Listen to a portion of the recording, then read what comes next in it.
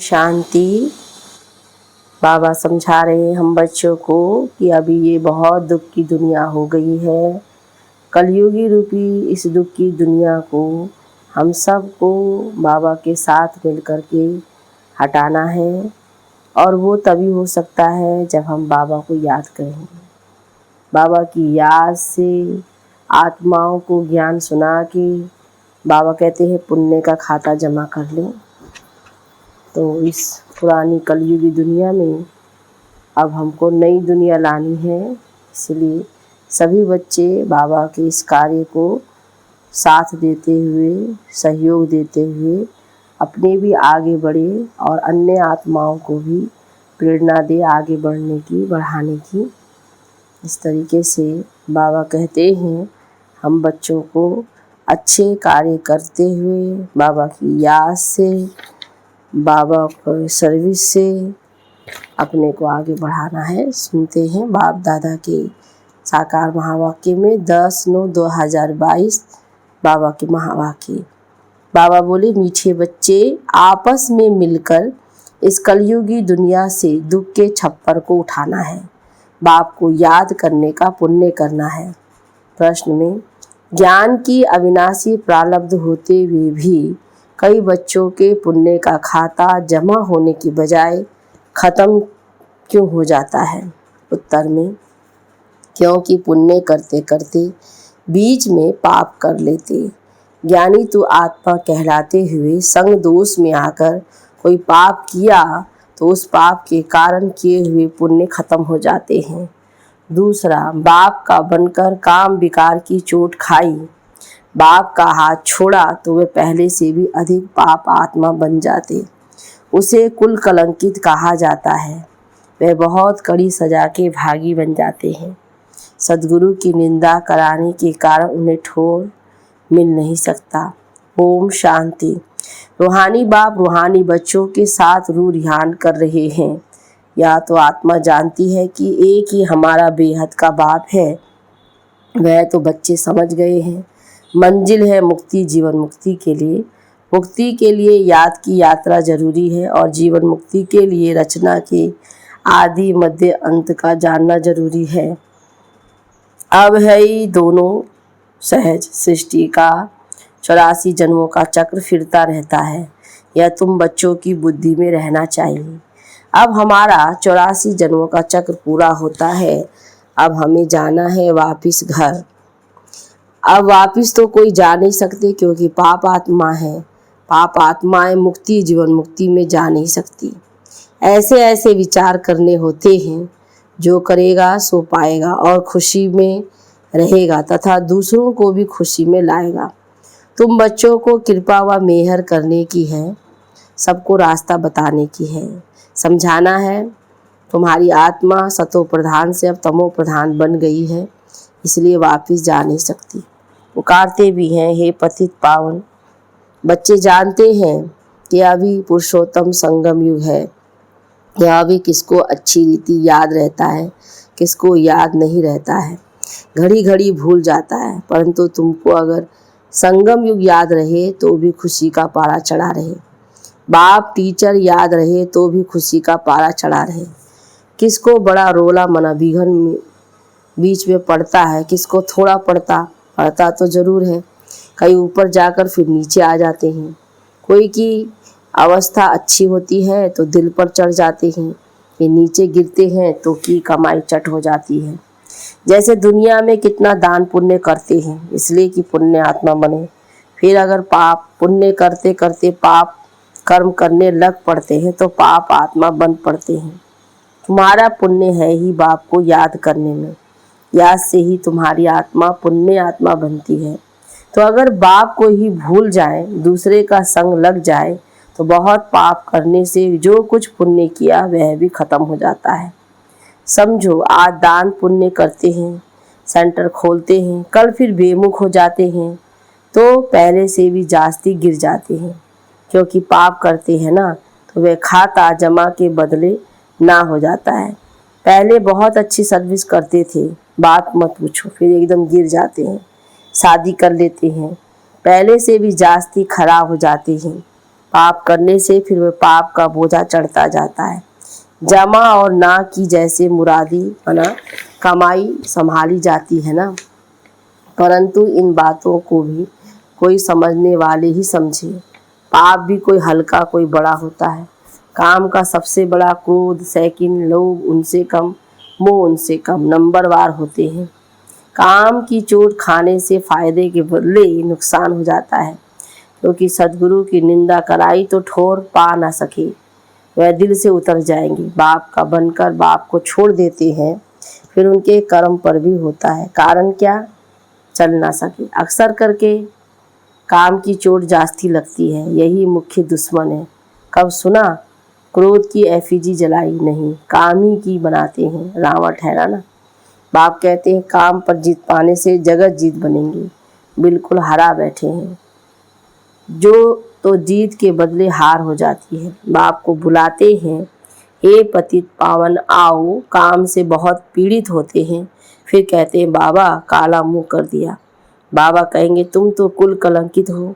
क्रोध व मोह के लिए ऐसे नहीं कहेंगे, सारा मदार है काम पर। बुलाते हैं, हे पतित पावन आओ। बाप आया है फिर भी पतित बनते रहें तो बाप क्या कहेंगे? साधु संत आदि सब कोई पुकारते हैं, हे पतित पावन आओ। अर्थ कोई नहीं समझते हैं। कोई मानते हैं कि हाँ आने वाला है तो नई दुनिया स्थापन करेंगे, परंतु टाइम बहुत लंबा दे देने से घोर अंधियारे में गिर पड़े हैं। ज्ञान और अज्ञान है ना। बाप समझाते हैं भक्ति मार्ग में तुम जिसकी पूजा करते हो उसे जानते नहीं तो वो भक्ति किस काम की। ना जानने के कारण जो कुछ करते वह निष्फल हो जाता है। मनुष्य समझते हैं दान पुण्य करने से फल मिलता है, परंतु वह है अल्पकाल के लिए, कागविष्टा के समान सुख। सन्यासी भी कहते हैं ये दुनिया में जो सुख मिलता है वह कागविष्टा समान है, बाकी सब दुख ही दुख है। बाप कहते हैं मामे कम याद करो तो तुम्हारे सब दुख दूर हो जाएंगे। विचार करो कि हम कितना याद करते हैं, जो पुराना हिसाब ख़त्म हो और नया जमा भी हो। कितना कोई जमा करते हैं, इसमें धन आदि की कोई बात नहीं है। ये तो है ही पाप कैसे मिटे। मूल बात है ही पवित्र बनने की। ऐसे भी नहीं समझो कि बाबा को लिखकर देने से कोई जन्म जन्मांतर का खत्म हो जाएगा। पापों का बोझा जन्म जन्मांतर का बहुत है, वह सब नहीं कटते हैं। इस जन्म में जो किए हैं उसकी हल्काई हो जाती है, बाकी तो मेहनत बहुत करनी पड़े। जितना याद में रहेंगे उतना पापों का बोझा हल्का होता जाएगा। कोई बच्चे बहुत मेहनत करते हैं, लाखों का रास्ता बताते हैं, 84 जन्म का चक्र समझाते हैं, लाखों को रास्ता बताते हैं, जन्मों के हिसाब को तुम जानते हो। विचार करो कितना योग बल है। हमारा जन्म कब होगा? सतयुग आदि में हो सकेगा। जो बहुत पुरुषार्थ करेंगे वही सतयुग आदि में जन्म ले सकेंगे, वह कोई छिपा थोड़ी रहेगा। ऐसे मत समझो कि सभी कोई सतयुग में आएंगे, कोई तो पिछाड़ी में आकर थोड़ा बहुत ले लेते हैं। जो जास्ती कमाई करते हैं वे जल्दी आते हैं, कम कमाई करते तो देरी से आते हैं। इसलिए बाप को तो बहुत याद करना चाहिए और है भी बहुत सहज। जो अच्छी रीति याद करेंगे उनको खुशी रहेगी। हम जल्दी नई दुनिया में आएंगे। राजा बनना है तो प्रजा भी तो बनानी है ना। प्रजा ही नहीं बनाएंगे तो राजा कैसे बनेंगे। कोई सेंटर खोलते हैं, उनकी कमाई भी बहुत होती है, फ़ायदा होता है तो 2-3 सेंटर भी खोलते हैं। सेंटर तो बाबा भी खोलते रहते हैं, जो करते हैं उनका हिसाब उसमें आ जाता है। मिलकर तुम सब दुख का छप्पर उठाते हो ना, सबका कंधा मिलता है ना, तो हिसाब सबको मिलता है। जितना मेहनत करते हैं उतना ही उच्च पद मिलेगा। उनको खुशी भी बहुत होगी। देखा जाता है कितनों का उद्धार किया। सर्विस बहुत अच्छी करते रहते हैं। जैसे मिसाल देते हैं मम्मा का, मम्मा ने बहुत अच्छी सर्विस की तो उनका कितना कल्याण हो गया। मूल बात है सर्विस करने की। योग की भी सर्विस है ना। डायरेक्शन मिलते रहते हैं, कैसे याद करना है। ये बिंदी का राज भी बाबा ने अब समझाया है। अब आगे चल और भी सुनाते रहेंगे। दिन प्रतिदिन उन्नति होती जाएगी, पॉइंट्स निकलती रहती है। बहुत डिफ़िकल्ट भी नहीं है, सहज भी नहीं है। जो सर्विस पर तत्पर है वह झट बाबा कहते पॉइंट को पकड़ लेते हैं। जो सर्विस पे नहीं रहते उनकी बुद्धि में कुछ भी नहीं बैठता। बिंदी बिंदी कहते रहते, परंतु कैसे बिंदी को याद करें, कैसे बिंदी को देखे, है बहुत सहज बात। कोई बिंदी को सामने रख थोड़ी याद करना है, यह तो समझने की बात है। आत्मा कितनी छोटी बिंदी है, आत्मा का नाम रूप देश काल कोई बता नहीं सकेगा। परमात्मा के लिए पूछते हैं, उनका नाम रूप देश काल क्या है। बेसमझ मनुष्य न आत्मा को जानते न परमात्मा को जानते हैं। यहाँ भी जो पूरी रीति नहीं जानते हैं, सिर्फ बाबा बाबा कहते रहते हैं। नॉलेज कहाँ सीखते हैं, कुछ भी सर्विस करते नहीं, खाते रहते हैं। जैसे सन्यासियों के पास भी अवधूत होते हैं ना, जो करते कुछ भी नहीं, खाते रहते हैं। बाकी सन्यास धारण किया है, विकार से छूट गए, वह भी कम बात नहीं। बाबा समझाते हैं, तुम पवित्र थे, अभी अपवित्र बन गए हो। तुमने ही 84 जन्मों का चक्र लगाया। इन बातों को भी मनुष्य समझ नहीं सकते। भक्ति बिल्कुल अलग है, ज्ञान बिल्कुल ही अलग बात है, रात दिन का फर्क है। तुम जानते हो हमको पुरुषार्थ से लक्ष्मी नारायण जैसा बनना है, तो श्रीमत पर पूरा चलना है। मेहनत तो है, बाकी ये बीमारी आदि तो चलती रहेगी। ये निशानी अंत तक दिखाई देगी, फिर गुम हो जाती है, फिर कोई दुख नहीं रहेगा। बाप को कहते ही है, दुख हरता सुख करता, हे लिबरेटर रहम करो, तो फिर सब दुख से छूट जाते हैं।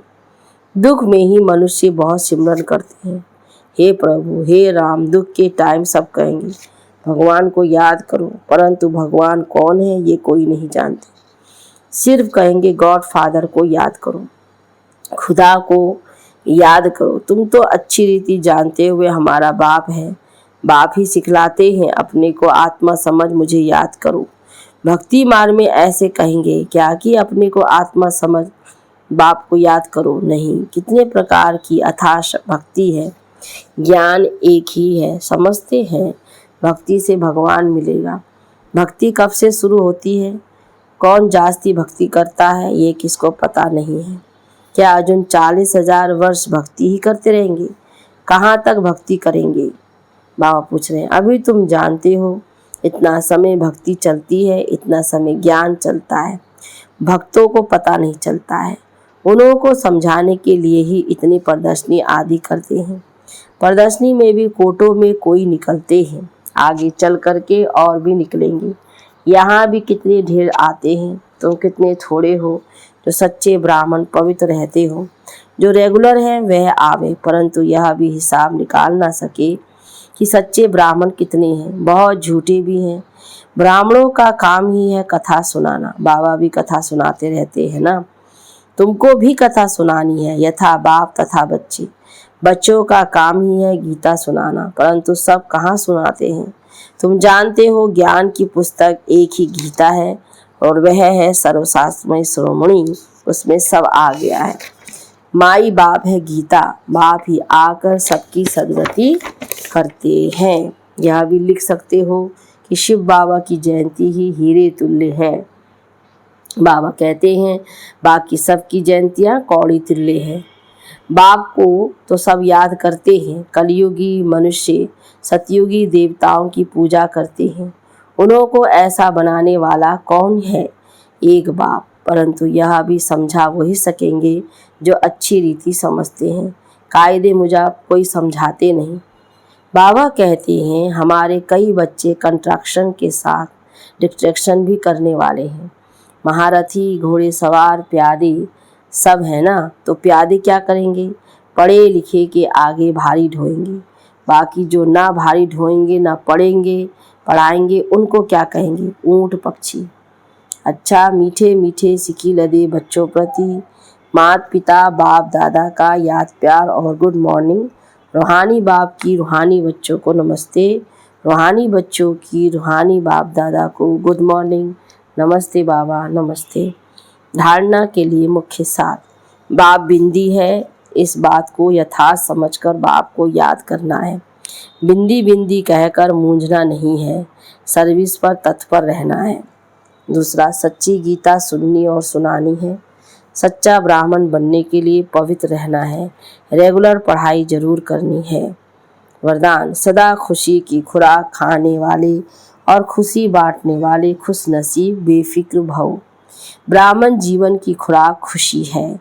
जो सदा खुशी की खुराक खाने वाले और खुशी बांटने वाले हैं वही खुश नसीब हैं। उनके दिल से यही निकलता है कि मेरे जैसा खुश नसीब और कोई नहीं। भले सागर की लहरें भी डुबाने आ जाएं तो भी फर्क नहीं, क्योंकि जो योग युक्त है वह सदा ही सेफ है। इसलिए सारे कल्प में इस समय ही आप बेफिक्र जीवन का अनुभव करते हो। सतयुग में भी बेफिक्र होंगे लेकिन ज्ञान नहीं होगा। स्लोगन में है, सहज पुरुषार्थी बनना है तो सर्व की दुआओं से स्वयं को भरपूर करो। ओम शांति, ओम शांति।